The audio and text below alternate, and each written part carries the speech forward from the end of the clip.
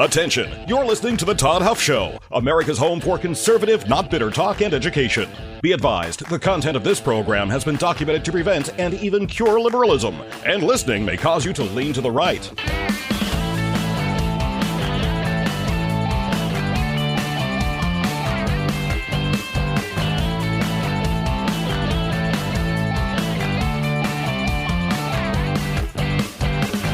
And now, coming to you from the Full Suite Wealth Studios, here's your conservative but not bitter host, Todd Huff.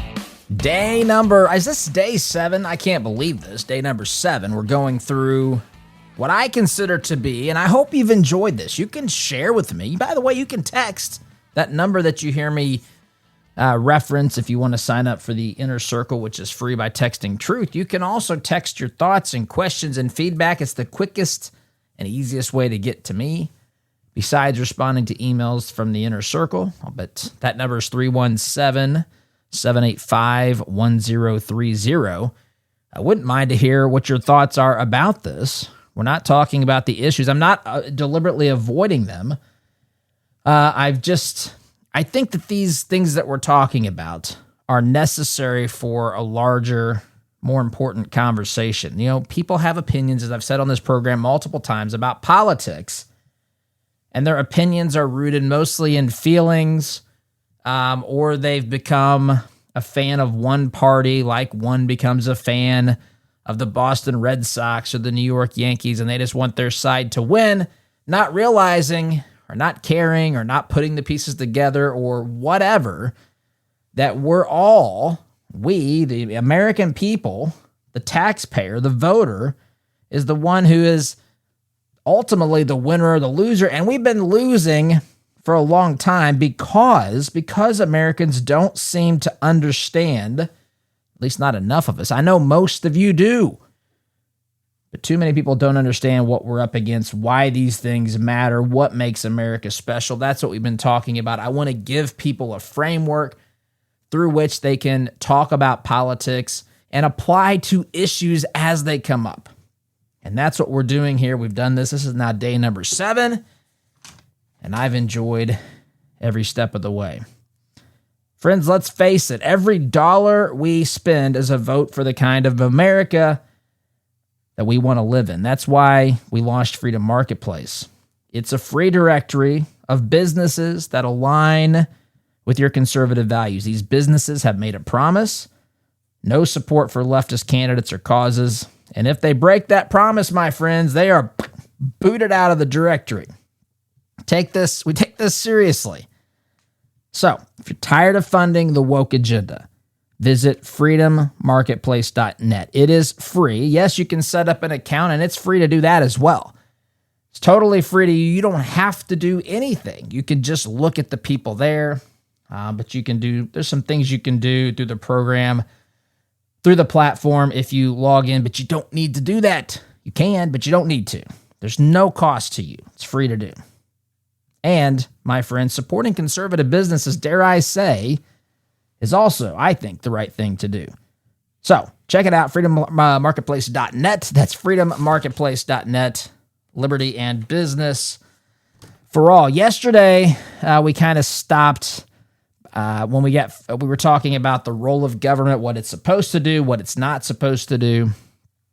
Found a good stopping point. I actually had to, I was at the end of the program, and I decided to not start this next part of the discussion, I guess, until today, because I wanted to have enough runway to get into this conversation. But politics has become, it's a lot of things, but I think one of the things it's become, at least the optics of it, is that it's a battle over resources. And this matters because, see, in a free market society, a free market economy, we are able to produce more. The less government is involved in interfering in commerce, the more that is produced, the less expensive it is to deliver that product, that service to the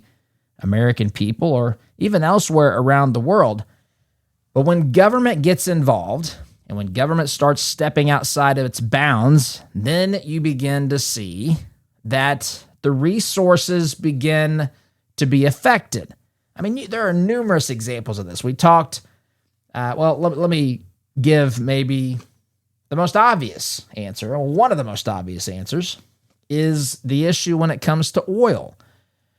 We have fought in this country for a long time to get offshore drilling, to get new permits for drilling and exploration and that sort of stuff. And it has been made difficult, expensive, and dare I say nearly impossible during certain regimes and administrations here.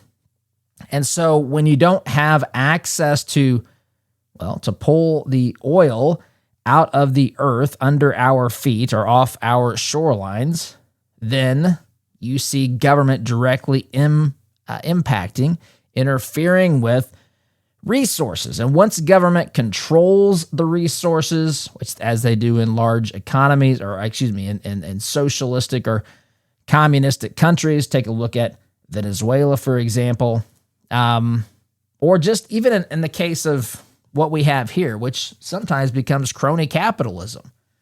You see government playing in the arena of commerce, not just regulating what truly needs to be regulated, not just enforcing contracts, not just protecting consumers from being lied to and defrauded by corporations or anything else. It becomes something else. They begin to dip their toe in the metaphorical pool here.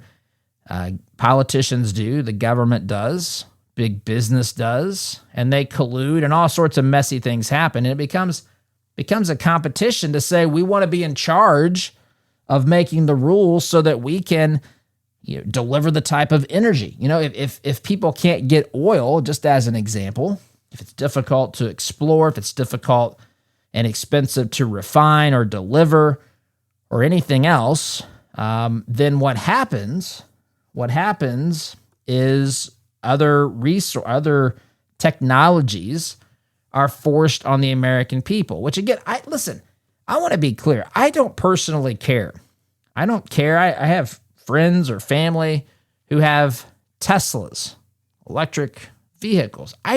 Some people I'm not against it. What I'm against is subsidizing all of these things. You stop oil from being explored for or being extracted from the ground or refined or transported or whatever, shut down pipelines. And then it drives the cost of oil and gasoline artificially up. And then you start to subsidize competing industries because the government's trying and wants people to move from gas-powered vehicles to electric. If you want to make that choice, I have literally zero problem with that. It doesn't impact me at all. I know some people in here listening to this program may have some very strong feelings one way or the other about the vehicles. I don't. Have what you want. We pull a large camper, and that camper requires a large truck with a lot of power. It can't just be charged in a 110 or 220, whatever, outlet or power source. There has to be something more to it. And so we all make individual choices.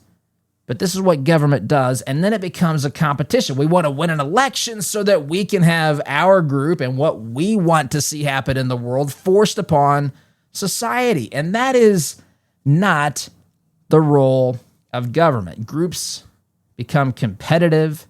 They compete for subsidies.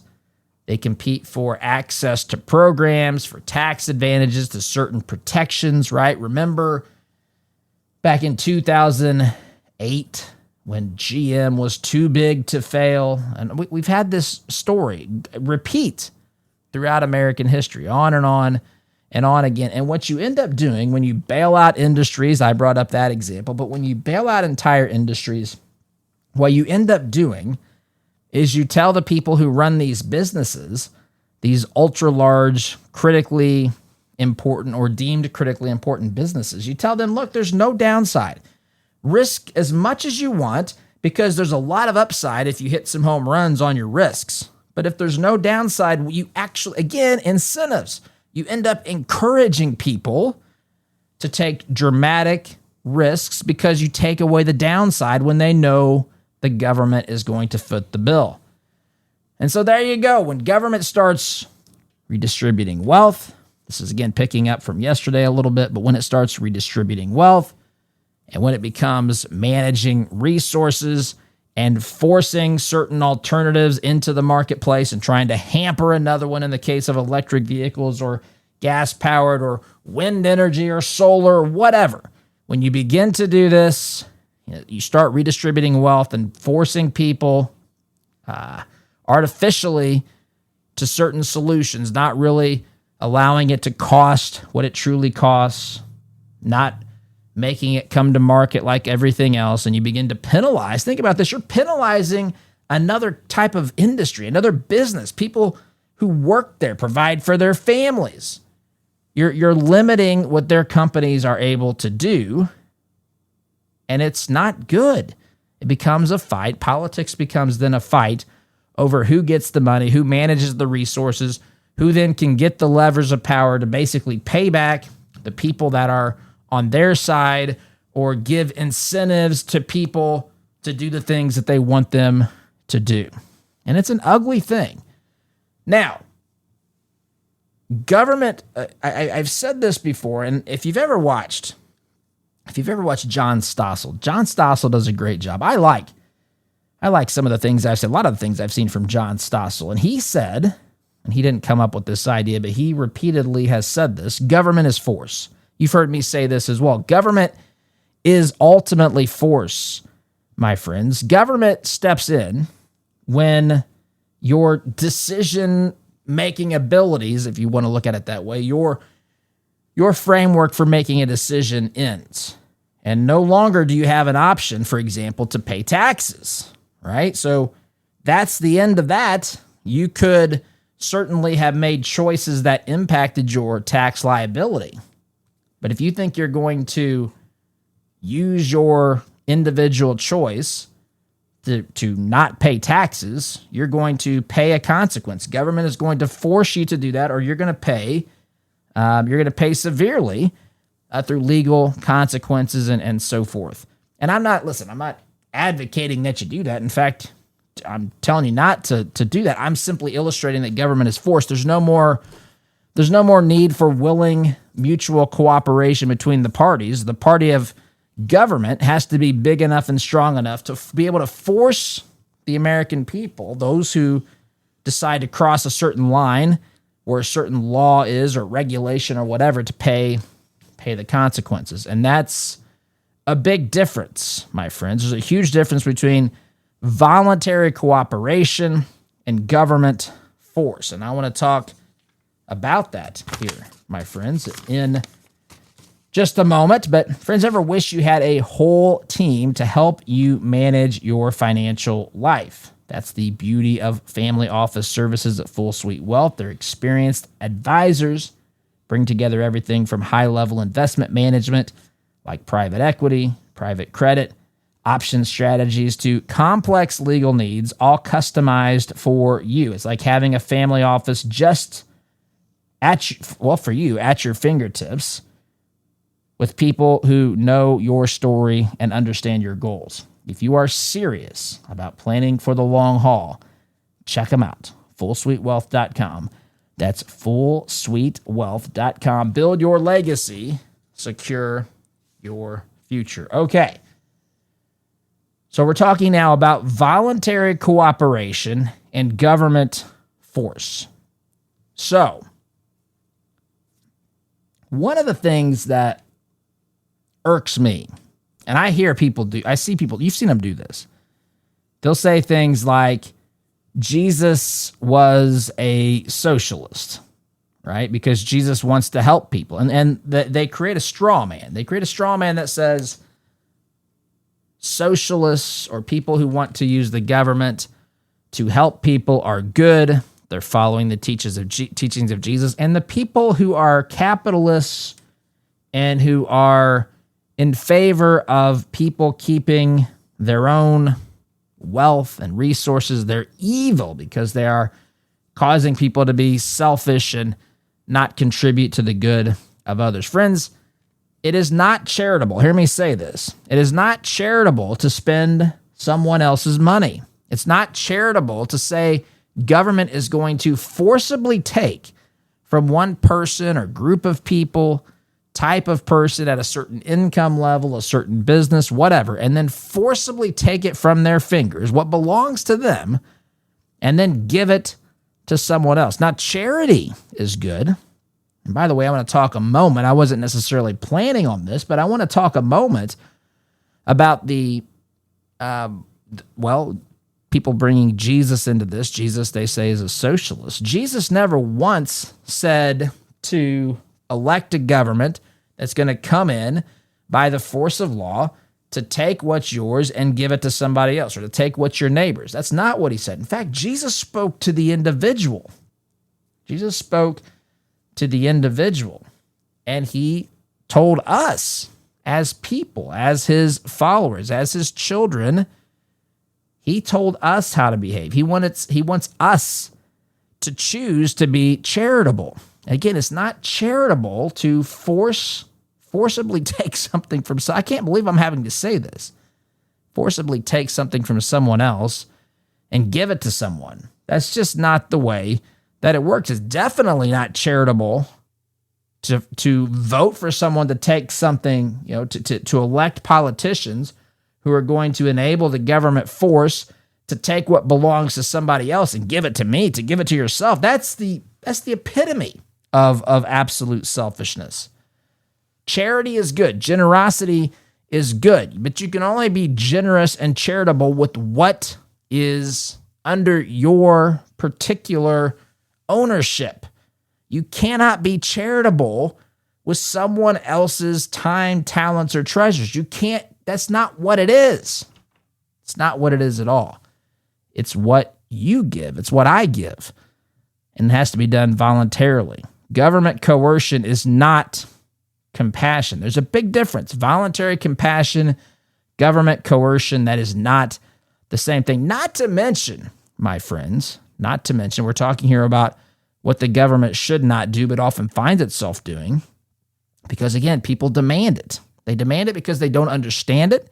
They don't care about the role of government. They think we're, sophisticated enough to not have the same pitfalls and struggles and risks that have come throughout the history of the world. We're not doomed to repeat the same mistakes by growing our own government way too large for its own britches. That's just, an antiquated idea in the minds of some of these leftists. But voluntary compassion is not the same as government coercion. In fact, it's close to being exactly the opposite. Voluntary individual compassion, that's the individual. Government is the collective. Compassion, doing something voluntary, I should say, is the opposite of coercion. Having compassion from one's own heart is not the same as having something forcibly taken from you to be redistributed to another. And so helping a neighbor is not the same thing as government taxation and redistribution. Charity is a virtuous thing, but only, my friend, when it is voluntary, only when you freely choose to do it. That's what makes it virtuous, is you exercise the virtue of choosing to be charitable when you have the option of not doing it. When you don't have, love, for example, God, when he created humanity, he very easily could have said, I'm going to make you love me. But that would change what love is, because love is a choice. Love is a choice. We have to decide to see things properly, to see things as they are, to see things truthfully, if you will, and to submit to that and just accept it. Realize that I make a choice, and when I do that, to put others above myself, I'm in fact loving them, wanting the highest good for them, even when it means I've got to put my needs or my desires, at least temporarily, maybe permanently, on the back burner. So, most of you have helped somebody. Most of you have probably received help as well. This is what humanity does. We are certainly lost in our sins, but people still have a capacity for doing good, and we've seen that, and you've experienced that. Probably both sides of the equation. Everyone has helped someone. Everyone has received help. But I'm guessing in the vast majority of these cases, those things came from individual choices. It didn't come through some government program. Not to say that no one in the audience has ever benefited from a government program. That's not even the point of this. The point is just to separate it and to say the government is in the business. It shouldn't be, but it's in the business of getting in the weeds and trying to determine who gets the resources and the redistributed wealth and all that sort of stuff, instead of doing the basics, instead of doing the very basics like protecting our border, which they abdicated that responsibility for years under the Biden administration. Whether that means respecting our liberties and protecting those, we know those have been under assault for a long time, perhaps no time more obvious than during the COVID years. On and on, my friends. Instead of doing what they should be doing, they are doing the very things they shouldn't be doing. And that, my friends, is quite an atrocious thing to be dealing with. That's what we have, though. My friends, if you're interested and curious about Kratom, if you want honest answers before you try anything, I don't blame you. That's okay. Christopher's Organic Botanicals is inviting you to their weekly tea talk.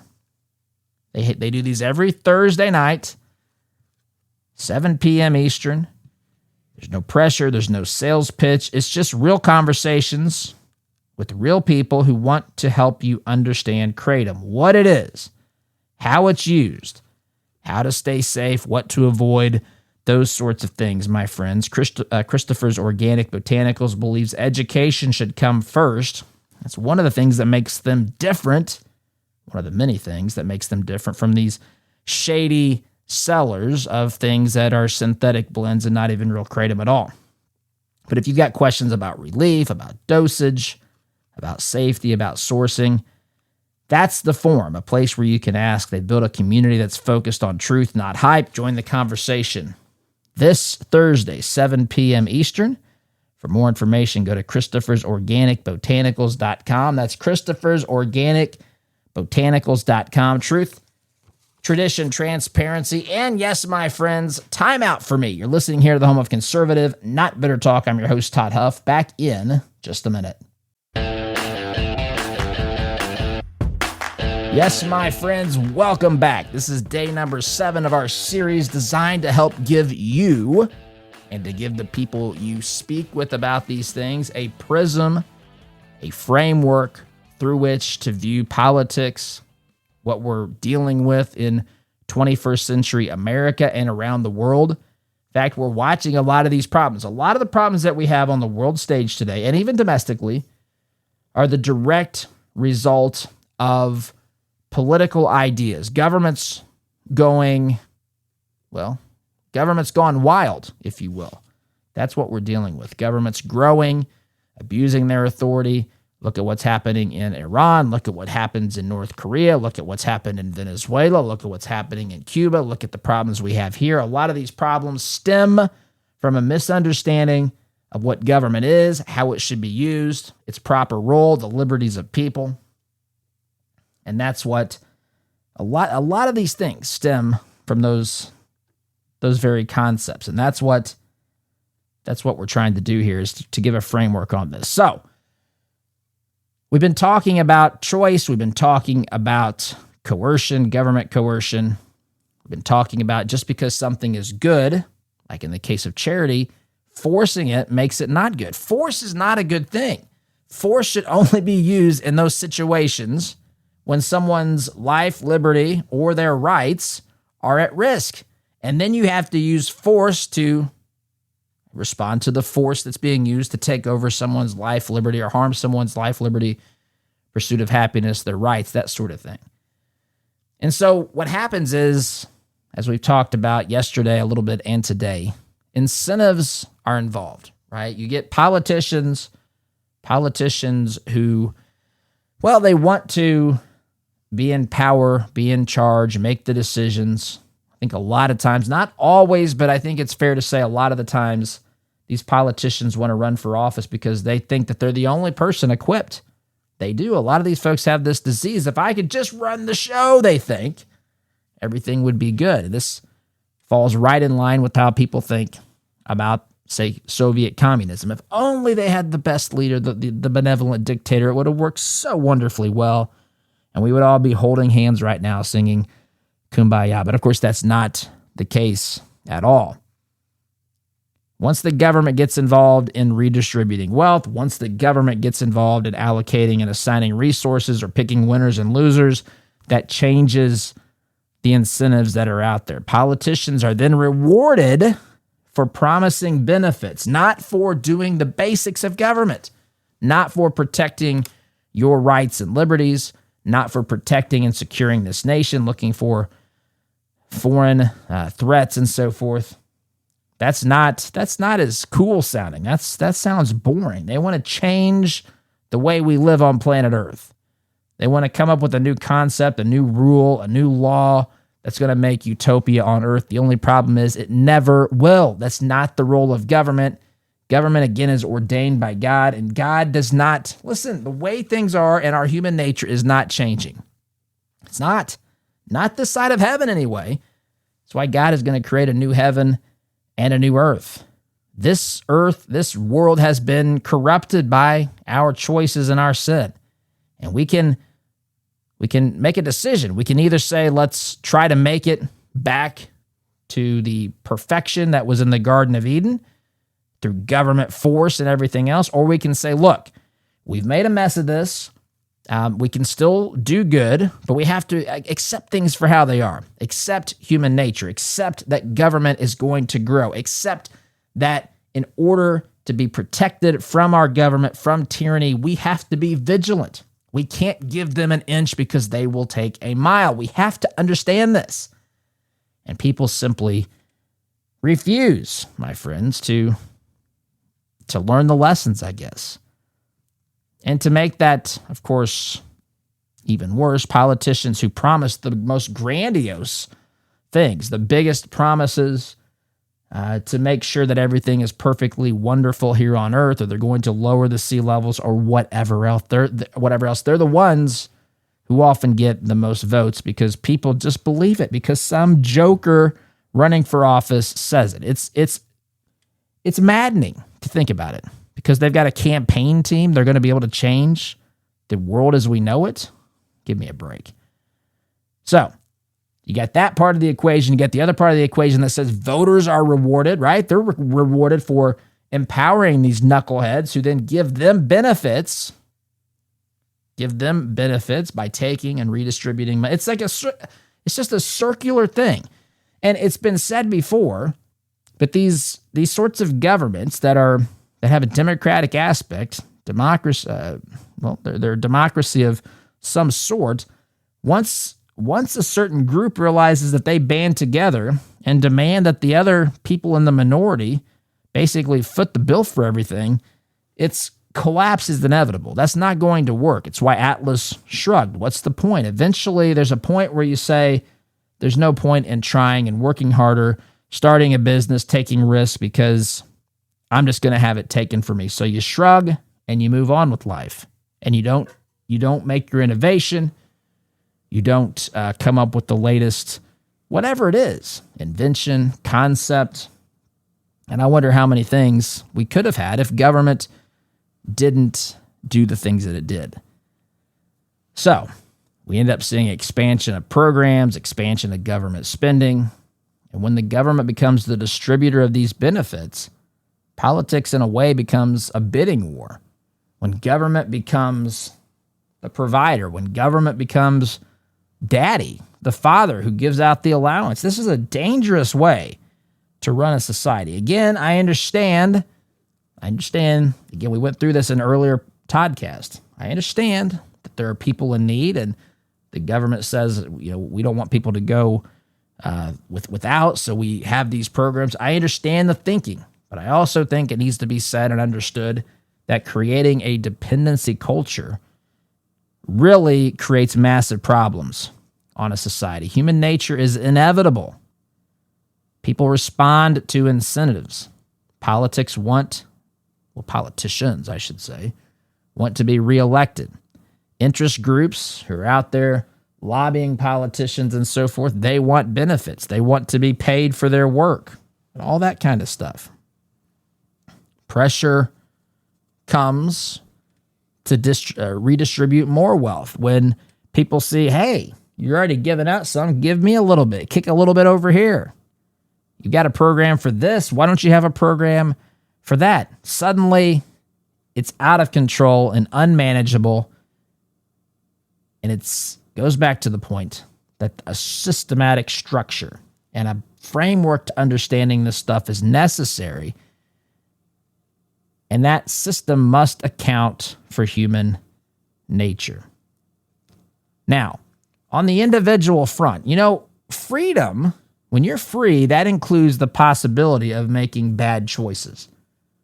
Being free, and again, defining a bad choice, there's obvious bad choices, right?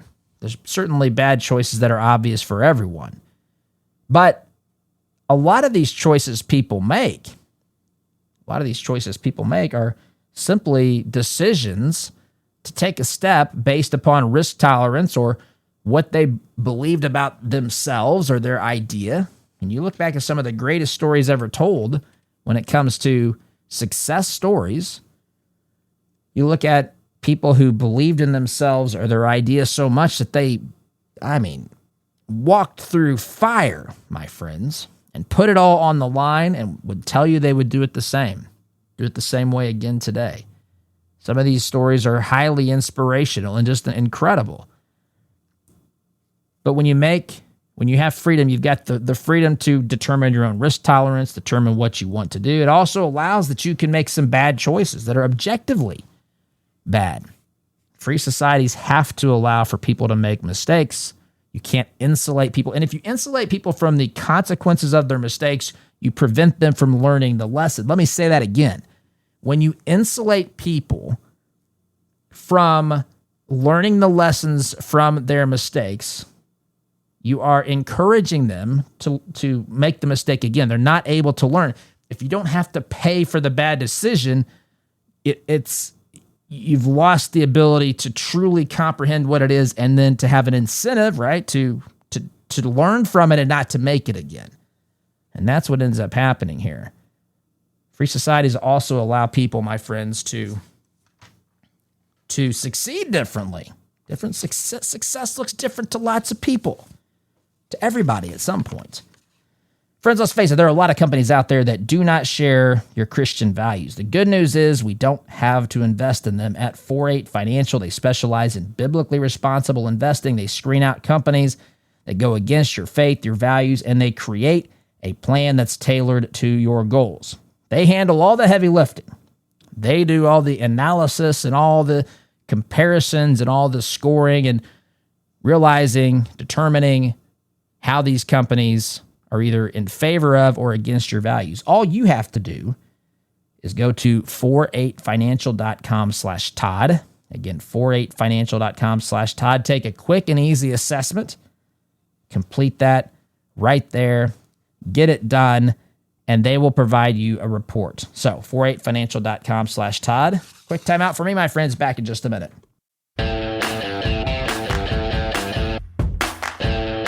Welcome back, my friends. Day number 7, and I should tell you here at the end of the program, I should have mentioned this earlier, but if you want access to this program, all the background information, articles, a deeper dive that we write about in the Inner Circle, all you have to do is text the word truth to 317-785-1030, 317-785-1030. Text the word truth, and you'll be able to sign up to get the Inner Circle. It is absolutely free, but it has all of the information, and we dig a little deeper. There's more things that I don't have time to discuss on the program that you can get in the Inner Circle. There's quite an archive of previous issues there as well that you can, of course, check out. All right. So today I'm on a good pace here. We can go through the final ideas and wrap this up, and then start the next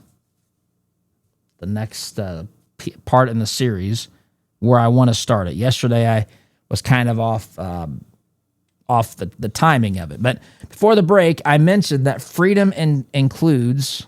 freedom includes the possibility of being able to make bad choices, and we have to let people make mistakes. And there's a group of people out there that think that government should fix all of the problems. And friends, that is such a dangerous thing. Listen. And for those of you who have lived enough, who have taken enough risk, who have done enough in life where this matters, you know what I mean. Friends, I have failed in my life. I have made big failures, small failures. Too many people, if I can speak to this for a moment, too many people think of failure as something that they are. I am a failure. That's dangerous thinking. You've heard it said, I might have repeated it, but I didn't come up with this. Failure is an event. It's not a person. In fact, failure is on the road to success. Oftentimes we try to separate these mentally, which of course doesn't make any sense, because think about anything good in your life. It's not perfect, right? You think about a good marriage. A good marriage doesn't mean that you don't ever have any problems. Having wonderful kids doesn't mean that they never were a challenge, that there weren't any difficulties. That's not what that means. It doesn't mean that you did everything right or that I did everything right in raising them. We got a new puppy here, and I shouldn't say new. We've had him for about 1.5 years. Kilo. He's a multi-poo. I never thought. I'm embarrassed to admit that, to be quite honest to you. But it's a dog we got for the girls. Got a multi-poo. And he is a little, what do I want to say? A little, just a terror sometimes. But he's a wonderful little dog. He's so loving and fun and playful. But man, he gets going, and he can be unbelievably ornery, my friends. And nothing in life is perfect. And failure is on the road to success. That's just, it's inevitable. And the thing is, if you insulate people from feeling the impact and learning the lessons of their mistakes, they're bound to repeat them. When there's a cost, that's the beautiful thing. When there's a cost, you value I want to stay clear of that. Not just stay clear of it. What should I do instead of that? How do I avoid repeating that? And if the cost is paid for you, if you're insulated from the real lesson, you don't ever learn, you don't ever grow, you don't ever truly overcome. And that's kind of a pathetic set of circumstances, if you ask me. Freedom also means that we have unequal outcomes. There's no way. First of all, I wouldn't even know, how do you quantify some of these things? How do you say what an equal outcome is in life? I mean, this is what's the metrics? How are we scoring this? Because we all have different preferences. We all have different goals and ambitions. Some people want to make lots of money. Some people don't care about that. They just want to enjoy the people in their lives. Some people want a combination of that. It's all over the place. We all have our own preferences. How do we determine what an equal outcome even is? Freedom means that we don't even try. The government doesn't even try to intervene in that area, because it's an unmanageable, untenable sort of situation to find yourself in. People make different decisions about what they work, how they work, where they work, what they do for a living, what they do about education, the lifestyle they live, their savings plan, how much they want to travel, how much they want to stay at home, how much they want to have kids, how much they do, on and on. Government cannot eliminate all negative outcomes, how people choose to live their lives, what they choose to prioritize, how they decide to make decisions. Government cannot possibly eliminate all negative outcomes. I can't believe I'm even having to say this. The level of naivete, of, dare I say, stupidity required to think that government can even begin to do that is just unbelievable to me. A society that tries to guarantee outcomes eventually has to step in and control people. There's no other way about it. You cannot possibly do it. It is absurd. It is insane. I can't believe we're having this conversation, but some people build their entire political philosophy, their worldview, on something that is mythical and nonsensical. That's all I got to say about that today. I'm out of time, my friends. I thank you so much for listening. Have a wonderful day. SDG.